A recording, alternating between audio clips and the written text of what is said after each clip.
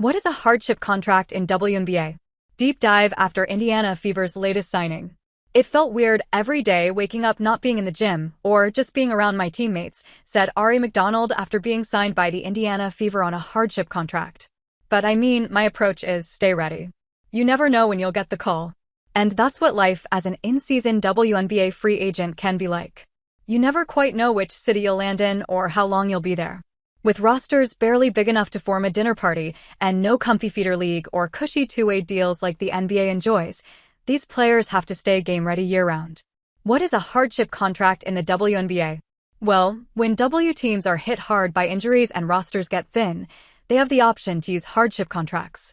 While it's not often talked about, it plays a crucial role behind the scenes, keeping teams afloat when the season gets rough. And now, with a 44-game schedule and increased injuries, these contracts are a blessing in disguise. Well, that's because, unlike standard deals, these contracts bring a whole different energy and urgency, while opening doors for players waiting in the wings to find a temporary fix, or let's say, an opportunity to perform and prove their worth.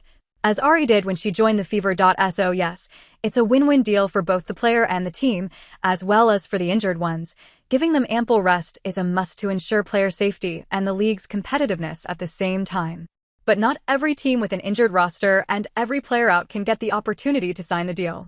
WNBA hardship contract rules and eligibility. According to the latest collective bargaining framework, there are a few eligibility requirements that both a player and a team need to fulfill to be a match.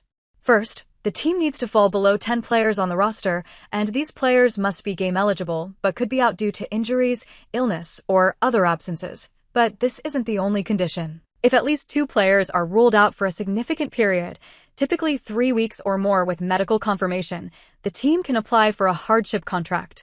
However, that doesn't mean you can apply the moment your player is out. Another rule states that the required players must be set to miss at least 1 game before the hardship contract can be activated.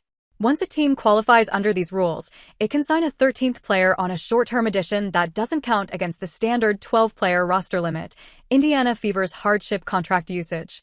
If there's any team getting the most help from hardship contracts this season, it has to be the Indiana Fever. Not just because they signed Ari, but because once again, the injury bug bit the team harder than ever. Both Ari, after breaking a bone in her right foot, and Sydney Colson, after tearing her left ACL, are out for the season.